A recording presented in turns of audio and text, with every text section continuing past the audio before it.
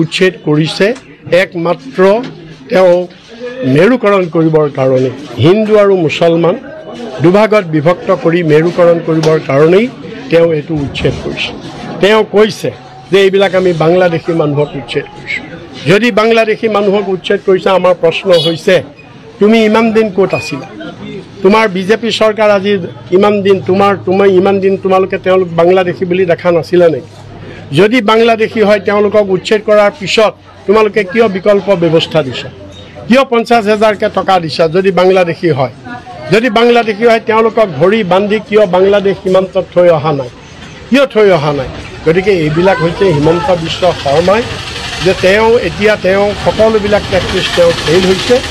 তেওঁ আগতে যিমানবিলাক বুদ্ধি কৰিছিলে, চল চাতুৰি কৰিছিলে, মানি পাৱাৰ খটুৱাইছিলে, মাস্কুল পাৱাৰ খটুৱাইছিলে, অফিচিয়েল পাৱাৰ মিছ ইউজ কৰিছিলে, সেইবিলাকে কোনো কাম দিয়া নাই। এতিয়া 26ত কাম নিদিয়ে।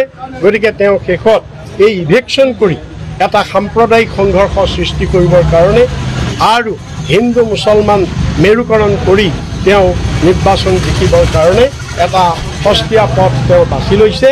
কিন্তু অসমৰ ৰাইজে হিমন্ত বিশ্ব শৰ্মাৰ এই ষড়যন্ত্ৰ বুজি পাইছে আৰু এই ষড়যন্ত্ৰ অসমৰ ৰাইজে 26ত উফৰাব। সুপ্ৰিম কোৰ্টে তাকেইতো কৈছোঁ যে চাওক, এই গভৰ্ণমেণ্ট আজি ইমান অহংকাৰী হৈছে, ইমান তেওঁলোক আপোনাৰ আইন নমনা হৈছে যে আজি সুপ্ৰিম কোৰ্টৰ নিৰ্দেশকো তেওঁলোকে অমান্য। সুপ্ৰিম কোৰ্টৰ স্পষ্ট নিৰ্দেশ আছে যে যদি ইভেকশ্যন কৰিবলগীয়া হয়, ইভেকশ্যনৰ আগত সেই মানুহক বিকল্প ব্যৱস্থা দিব লাগিব আৰু তাত কোনো ধৰণৰ মানৱ অধিকাৰ ভংগ হ'ব নালাগিব। আজি য'ত ইভেকশ্যন হৈছে তাত মানুহ গুলিয়াই মৰা হৈছে, ঘৰ দুৱাৰ ভাঙি দিছে, মানৱ অধিকাৰ ভংগ হৈছে, সৰু সৰু ল'ৰা ছোৱালীৰ থাকিবলৈ ব্যৱস্থা নাই, খাবলৈ ব্যৱস্থা নাই, মানুহে পেচাব পায়খানা কৰা, গা ধোৱাৰ সুবিধা পোৱা নাইকিয়া। আজি ল'ৰা ছোৱালীৰ পঢ়া শুনা আজি বন্ধ হৈ গৈছে, পৰীক্ষা বন্ধ হৈ গৈছে, কিতাপ পত্ৰ জুই লগাই দিছে, মন্দিৰ মছজিদ বুলডোজাৰ লগাই ভাঙি দিছে।